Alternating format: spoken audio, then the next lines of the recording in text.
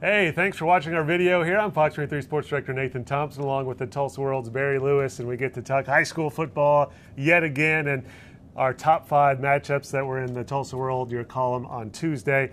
And number 1, we're getting out of 6A1 for a week here and going down to District 3A4. Great one here. Number 3, Cascia Hall at number 4, Berryhill. It has all the makings of a great one at least, Yeah, hopefully although the games we've been going to haven't always turned out that way. But anyway, it's the resumption of a rivalry which was really great in the previous decade and up to about 2011. Then Cascia Hall moved to 4A, back in 3A. So Cascia Hall and Berryhill have a long history of meeting in the district title showdowns, and once they even met for the state title back in '09.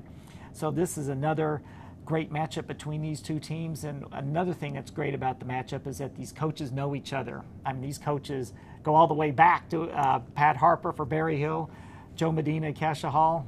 They were coaching against each other when this rivalry was great back in the previous decade. I think it's going to be a 21-14 type of game. It's going to be good old-fashioned defense, some timely offense.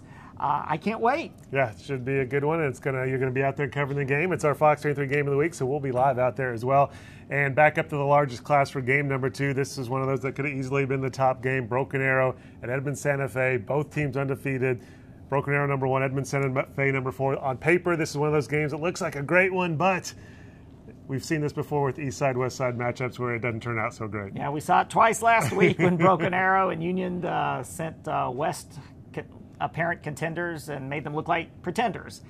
Edmond Santa Fe, however, is the most highly touted of the West contenders, and so we'll see if Edmond Santa Fe is for real, because they are hosting Broken Arrow, and they'll be hosting Jenks in 2 weeks. Edmond Santa Fe did defeat Broken Arrow 2 years ago, so they shouldn't be in awe of Broken Arrow, but Broken Arrow just looks like a juggernaut. I mean, it's the 69 points they produced last week. That was just incredible. They just steamrolled a pretty good Westmore team. I don't see Broken Arrow being stopped here. Yeah, and Broken Arrow has been so good on defense and running, and then last week getting that passing game going a little more. Yes, passing game keeps on getting better and better every week, and that's got to be scary for opponents because that was sort of like their only, quote, weak link on the team. But so if they're clicking with their passing game, they are just going to be incredibly hard to stop. Favorites to win that state title, maybe get their first ever state title in football. Man, just loaded with a lot of good games this week, because at number 3 down in Class 2A, another one that has big district title implications and kind of figuring out who's the favorite to win a state title, Victory Christian at Beggs. Yes, 2 high-powered offenses. Both teams have been a state runner-up once in the last 2 years, so that adds to the intrigue in the matchup, as well as both head coaches know each other very well. Dub Maddox and David Tennyson were longtime assistants at Jenks. You've got one an offensive guru, one a defensive mastermind. They're colliding. Great matchup. 2 outstanding quarterbacks with Garrett Williams for Victory, Dalton Spring for Beggs, both 6'4", strong-arm quarterbacks. Could be a lot of points in Beggs on Friday night. Oh, and points are always fun, right? Number 4 game, I mean, before the season started, I don't think we would have picked this as probably one of the top 5 games of the week. But Booker T at Sapulpa. The Hornets have struggled on offense most of the season. Sapulpa, one of the big surprises in 6A2. So we might find out a lot about both of these teams this summer. So we'll see if Sapulpa has grown. The Chieftains were riding high going into a game against Bixby earlier this year and found themselves down 45-0 at halftime. Weren't probably as well prepared to play that game as they might be this game. They've been through that experience. Will they be ready for this moment against the Booker T team that looks like it may have found its quarterback? Finally, Gentry Williams, freshman quarterback last week, seemed to energize the offense against Shawnee. Sapulpa's coming off games where they've won 63-58, 49-48. So will this be another one of those type of games? Probably not quite that wild, because Booker T's defense, I think, is too good to give up that many points. Booker T's problem this year has been its offense.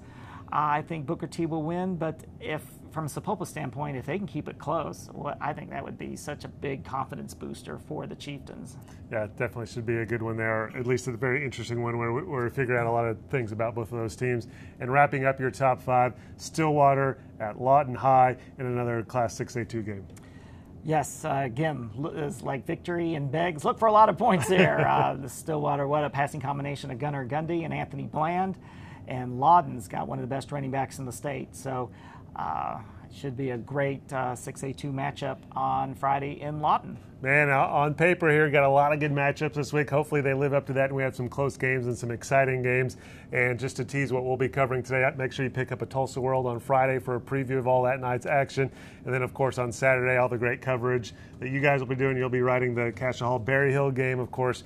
The great photography team for the Tulsa World will be out doing a lot of photo galleries. So make sure you pick up a Tulsa World on Saturday and go to okprepsextra.com to check out. You can click through those photo galleries. You can see all the stories. And, of course, you've got schedules and results from all over the state on that website. As far as Fox 23, we will be live in Berryhill at 6:20 to preview that game, then at 10:15 with some highlights, and then our 30-minute show, High School Football, tonight at 11 o'clock. Barry will be there as our analyst, so make sure you watch that. And you can also go to fox23.com's High School Football page. We cut up each individual game, so you don't have to watch the whole show. If you just want to go watch your team, go to that High School Football page on fox23.com after our show Friday night at 11. Thanks for watching.